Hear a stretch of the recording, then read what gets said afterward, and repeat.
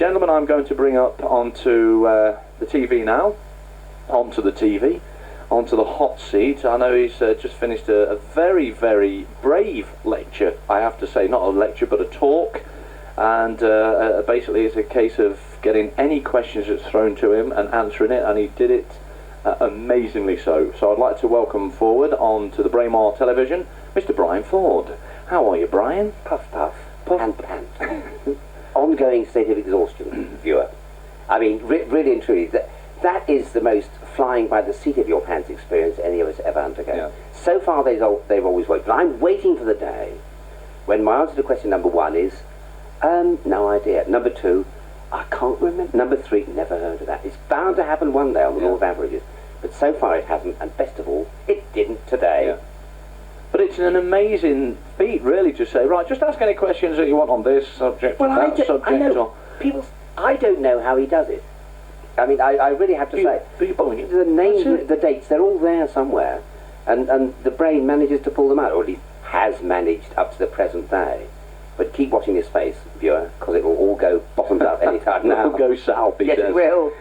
But it is. But there's so many subjects. It's not to say, well, you can ask me a question on biology, or just keep it to that. Today we had GM crops, cloning, global warming, tide rising, relativity, time travel, translocate, beam me up, Scotty-isms, and all that. I mean, extraordinary. But you see, the thing about science and the understanding of science is they all link together to tell a common story, and the trick is to find the link.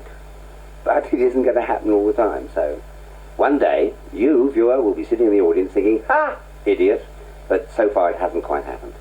But that's your skill with being so many years also with the Round Britain quiz as well. That was and still on. Yes, the main advantage I have is of being a old codger. Because, well, I didn't want to say that, mate. Because I've been around so long that I have seen most things, and I have remembered a number of them, and that's all it is. Yeah. Cough, cough. Yeah, we only said the other day, got a lot of hair for your age, really, haven't you? I'll explain that one. Right, off you go. Right, one question, Brian. Sorry, I'm bringing up the newspaper. But well, actually, it's over. He's not allowed to do this. Yes, I am. They've finished. They've gone. They can't ask questions now. Look, I'm sorry. Now, just for one moment. This is a cruise director pulling rank on a hapless hack, a member of the working classes, dragged willingly onto the ship and probed with questions when he shouldn't be. Probe away. It's so true. What a good description. Now, for those people that forced cod liver oil tablets onto people, do you know, it obviously works. I've never heard a single cod's liver squeak in all my life, so the oil must be good. But oh no, not that, a spoonful of the stuff, and it wasn't in tablet forms earlier on. He says, for generations, now listen to this if you've been into that, the nature's superdrug, and then I want your opinion on this and see what you think. Yes. For generations, people have taken cod liver oil to ease their aching joints and fend off arthritis. Now, scientists say that it's so effective it should be hailed as a natural wonder drug. Don't know about that? In the first clinical study of its kind on humans, cod liver oil was found to be highly effective in slowing the destruction of joint, cartilage, the cushions between the bones in patients and arthritis. That is. And no, I'll finish at that though. But it says Britain spends 5.5 billion every year dealing with the effects of arthritis and so on and so forth. But cod liver oil can now do the business. This sounds like a statement issued by the government because they can sense the chance to save money, 5.1 billion. First of all, isn't it? Everybody's known that cod liver oil is a good thing, which is why they sell it and have done for hundreds of years. Indeed, kids from the 30s have had cod liver oil because everybody knew that it benefited them.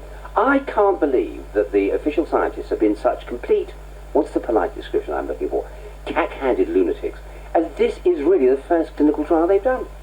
I can't believe we've got into this third millennium before anybody's thought to do clinical trials of cod liver oil. They should have done it in the 20s or the 30s or the 1880s. However, yes, it is absolutely true that cod liver oil contains these omega-3 oils. And lots of the books wrongly say that fish make omega-3 oils. They don't. No fish ever makes omega-3 oils. Algae in the sea make the omega-3 oils, which the fish then eat.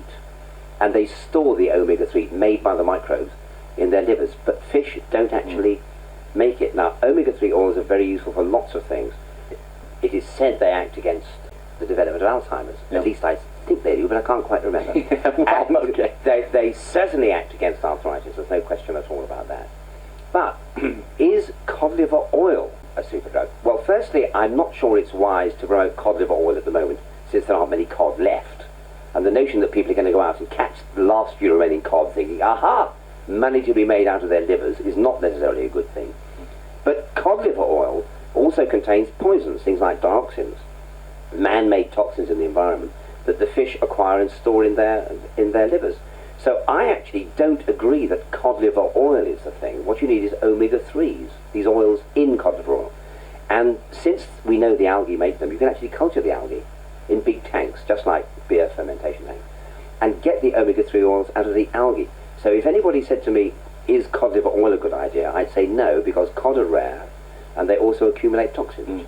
But the omega-3 oils in cod are very useful and are certainly a superdrug, but they can be made through algae, and that means killing no more fish. So Brian would say, get omega-3s from fermented tanks containing the algae, and leave the little cod to grow and have baby cods, so we can have cod and chips in 30 years' time. Huh. Can you get omega-3 tablets? Yes, you can. You can? You can actually go into a health shop, and you can buy omega-3 oils made from fermentation. And if you're not taking them, you jolly well should. Indeed, I've got a couple of cod liver oil tablets down in the cabinet as well. I've always taken omega-3s, usually cod liver oil. But you can buy the pure omega-3 tablets now in health food shops, and they're a jolly good idea. Next question, please. The next question is this. They've probably spent 30 years sort of giving you that answer. And then it's a bit ambiguous, as you say. But I mean, why in science is that the case? You know, you might get some person, just right off the top of my head, why do chickens cross the road? And then they spend 10 years trying to work out why, and then find out that they don't really, because it's actually a joke. But no, you're you right. know what I'm saying? I do. There seem to be some pointless exercises when they come in. They spent 5 years investigating and you think, well, we knew that in the first place. They had a great one that was published about 3 weeks ago on the previous cruise in the newspaper, the daily newspaper on the ship, and it said that scientists have now conclusively shown that men had a great sense of spatial navigation, and women's brains were more adapted to caring for people in the home. There isn't a person in the world who doesn't know that.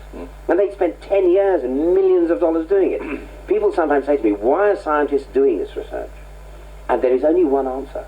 They're doing this research because they've got a mortgage, kids at private school, and a big expensive car.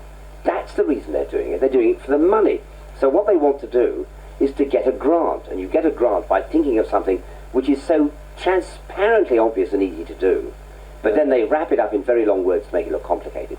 Sell it to the grant committee, get their grant, and live happily for the next 5 years. But many, like this cod liver oil, I can't believe there's never been a clinical trial.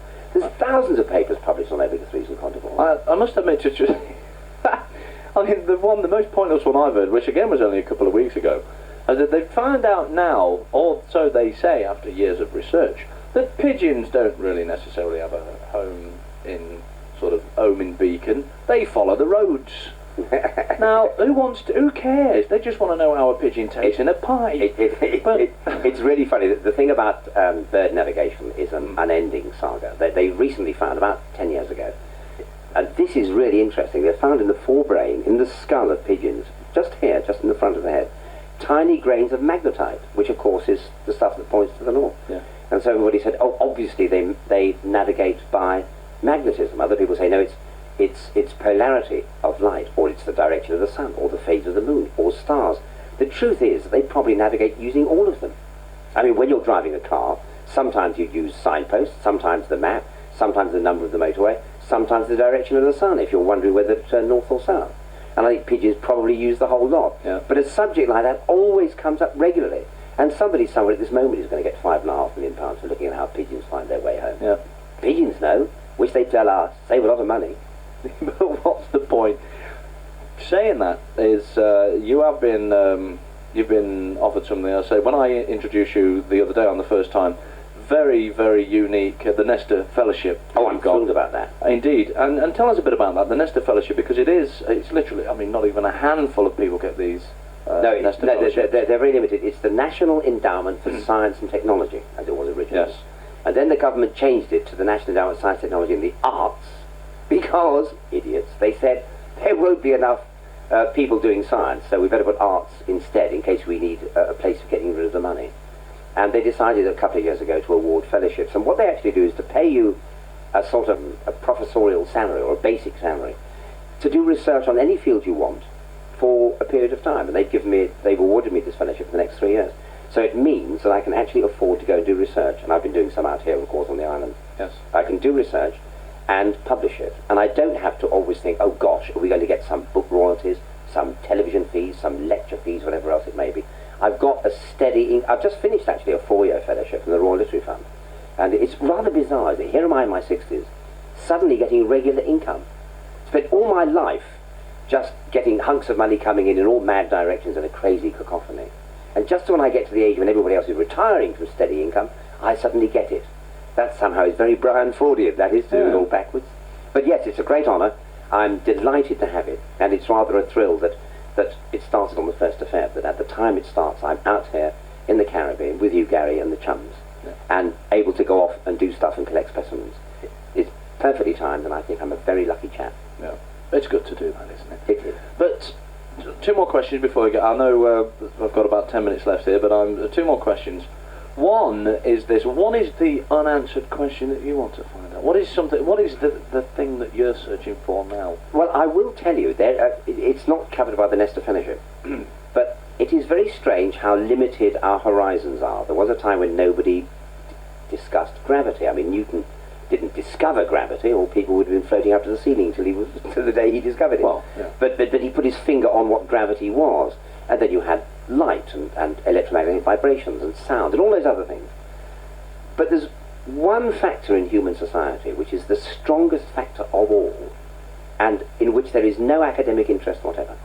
It is the only human motivation that will literally drive you to climb the highest mountain and swim the widest sea. It's the one factor that would make people murder or commit suicide, or possibly both, and that of course is love, which is an overwhelmingly powerful human urge. And I've always been amazed. In 100 years' time, they will... No, I'm sorry about Amjad. But it's a fact. In 100 years' time, people will look back to now and say that they all knew how powerful love was as a mediator of human affairs, and there was never any interest, nobody knew anything about it.